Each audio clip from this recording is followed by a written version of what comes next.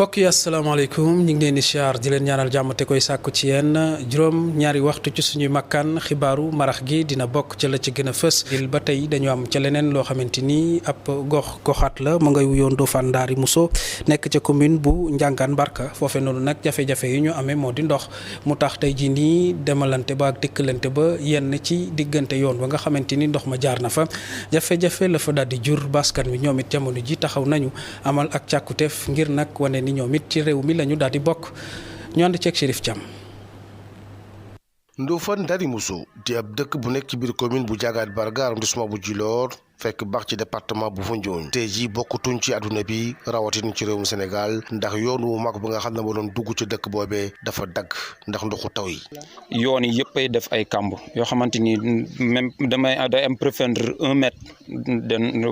xam nga loolu oto du yëpp fi mën a jaar du moto yëpp fi mën a jaar 1 mètre profondeur lépp nekk ndox ci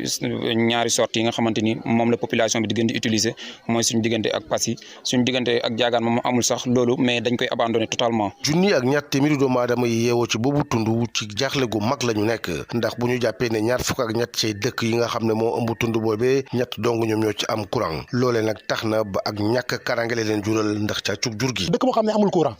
amul yoon boo mun a jaar saay-saay si ñu ngi fi lëmbee guddeeg bëccëg di yenu ay xar ñàkk courant bee ko war a parce que saay-saay si lëndëm lay waaf. ci njeexitalu nawet bi baykat yi yëpp doon xaarandi ab nawet bu mucc ay buñ mën a ngóob lu tolloog ñeent fukk ak juróom-ñaari hectares ci ay tool yoo xam ne lu bëri lañ fa bayoon ci àlwal gàncax tey jii ndoxum taw mi yàq na ko. 47 hectares moo fi yàqu am na ñoo xam ne yàqule nañ 2 hectares ñi yàqule hectare ñi yàqule lu ëpp hectare te loolu yëpp biñ ko xaymaa jox nañu 47 hectares biñ ko xaymaa daal 47 borom kër yoo xamante ni jirim nañ ci tool yi. waaw 47 familles yoo xamante ni loolu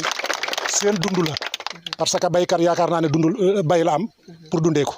li ñuy dund noor bi yëpp muy 6 mois yi nga xam ne moom la ñuy dund ci noor bi nawet bi lañ koy bay bu yàqoo kon dund boobu métti na. ci pàccub Saloum boobu nga xam ne benn forage dong moo nekk ca tund ba juróomi teen yi doon nandal waa dëkk ba tey ji mabbu na ndax ndoxu taw yi ba tax nañu yëkkati seen kàddu sakku ci kilifa yi gën a mag ci biir réew mi ñu wëllu askan bi yeewoo ci tund bi di Ndofane Ndari Mousso.